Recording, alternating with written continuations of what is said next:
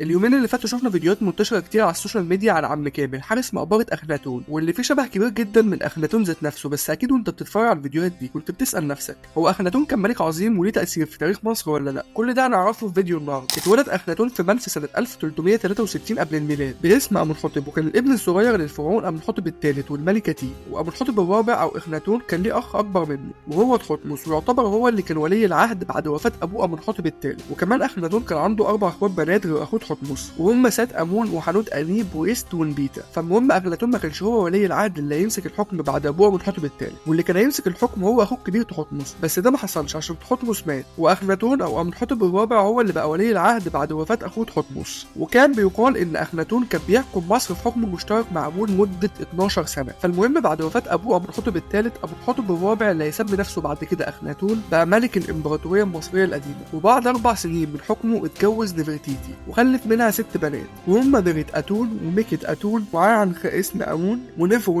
را وستيب ان را ونفو اتون تأشرد. ومش كده وبس، ده كان متجوز واحده ثانيه غير نفرتيتي اسمها كيا، ودي اللي خلف منها توت عنخ امون. ففي فتره حكم أمنحتب الرابع اللي هو اخناتون حاول توحيد آلية مصر القديمه، عشان كل منطقه ساعتها كان ليها اله بتعبده. فقال لك لا، الكلام ده مش هيحصل تاني، وكلنا هنعبد اله واحد اسمه اتون وهو اله الشمس. وغير اسمه من أمنحتب الرابع لاخناتون، والاسم ده معناه الروح الحيه لاتون. وكمان غير عاصمة الدولة من طيبة لمدينة جديدة عملها سماها أخيتاتون اللي هي المنيا حاليا. فأخناتون انشغل في الإصلاحات الدينية وما كانش مهتم بأمر السياسة وإدارة الإمبراطورية المصرية القديمة اللي كانت ممتدة ساعتها من نهر الفرات في العراق لغاية النوبة في مصر. وبسبب إهماله في إدارة الإمبراطورية اتفكك الجزء الآسيوي منها، ومات أخناتون بعد 17 سنة من الحكم. فبعد ما مات أخناتون الناس ساعتها استغنوا عن فكرة توحيد الآلهة ودمروا المعبد اللي بناه، وكمان كسروا التابوت الحجري بتاعه وبقى يعبدوا الإله أمون. وكمان لدرجة إن ابنه توت عنخ آمون غير اسمه من توت عنخ آتون لتوت عنخ آمون. وكمان طول الفترة الزمنية دي ما كناش نعرف أي حاجة عن أخناتون غير في القرن ال19 لما لقينا وادي الملوك.